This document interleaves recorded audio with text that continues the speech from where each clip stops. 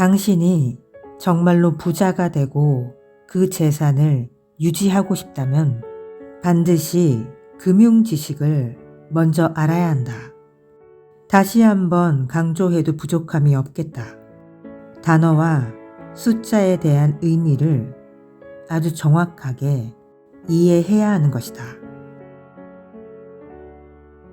그때는 1991년이었다.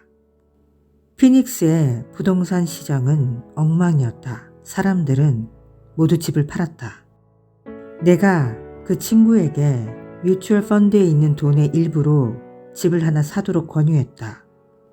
그 친구는 그런 아이디어에 흥미를 느꼈다. 우리는 그 가능성에 대해 의논하기 시작했다. 당시 그 친구의 가장 큰 걱정은 새로 집을 사는 데 필요한 은행 대출을 받을 수 없다는 것이었다. 이미 그는 다른 은행의 융자를 받아서 신용이 제한되어 있었기 때문이었다. 나는 그 친구에게 은행 말고 다른 방법으로도 부동산을 사는 방법이 있다고 얘기했다. 우리는 2주일 동안 집을 알아보았다. 다행히도 우리가 찾는 집은 많았으며 그래서 그 일은 상당히 재미있었다. 마침내 우리는 깨끗한 동네에서 침실 3개와 욕실 2개짜리 집을 발견했다. 집주인은 정리해고가 되는 바람에 빨리 집을 팔아야만 했다. 그는 가족과 함께 새 직장이 기다리는 캘리포니아로 이사를 가야 한다고 했다. 집주인은 10만 2천 달러를 원했지만 우리는 7만 9천 달러를 제안했다. 주인은 즉시 그 제안을 받아들였다. 그 집에는 소위 말하는 비자격 대출이 포함되어 있었다. 그러니까 직장이 없는 실직자라도 은행의 승인 없이 그 집을 살 수 있는 것이었다. 집주인은 7만 2천 달러를 빚지고 있었고 그래서 내 친구는 7천 달러만 내면 되었다. 그 7천 달러는 집주인의 빚과 판매 가격의 차이였다. 주인이 이사를 가자마자 내 친구가 그 집을 세를 놓았다. 대출금을 포함한 모든 지출을 제외하고 그 친구는 매달 125달러 정도를 주머니에 넣었다. 그 친구의 계획은 그 집을 12년 동안 보유하면서 융자금을 더 빨리 갚는다는 것이었다.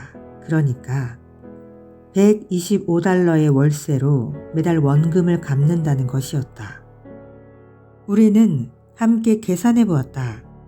12년 후에는 대출금의 상당 부분을 갚을 수 있었고 마지가 대학에 갈 때쯤에는 매달 800달러의 순수입도 가능해 보였다. 그리고 그 친구는 집값이 오른다면 그 집을 팔 수도 있었다.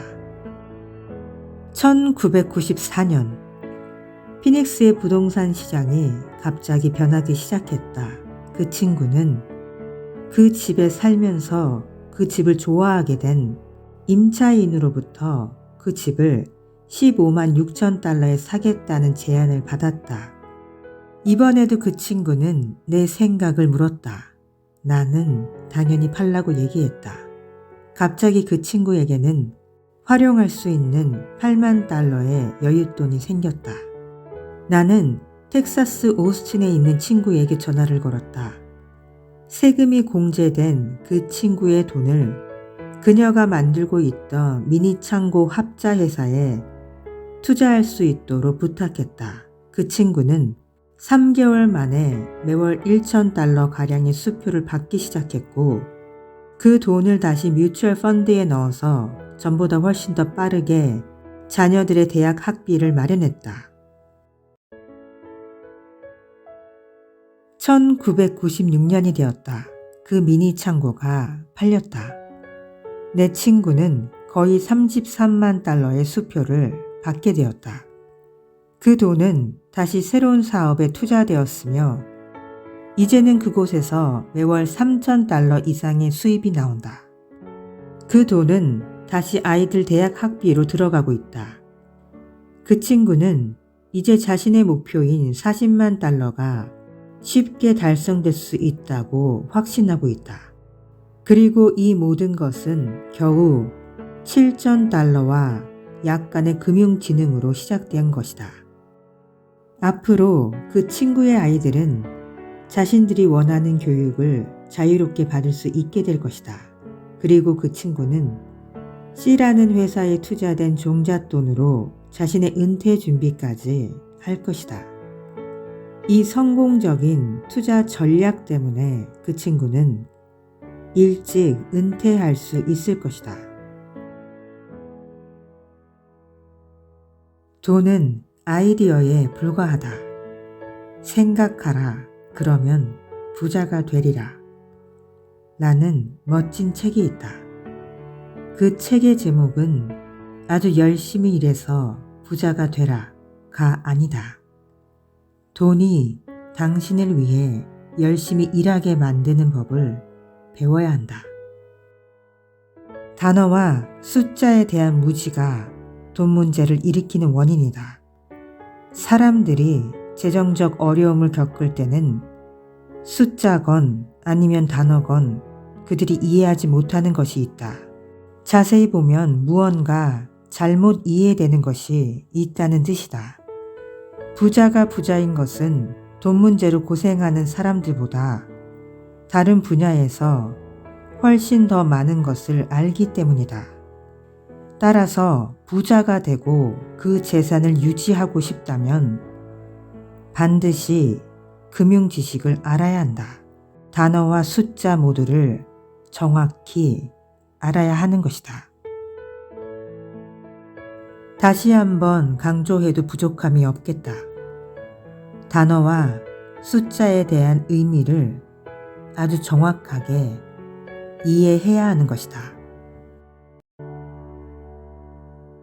Hey guys, be smart with your time. Life goes on. Thank you so much for watching and have a good day. Bye.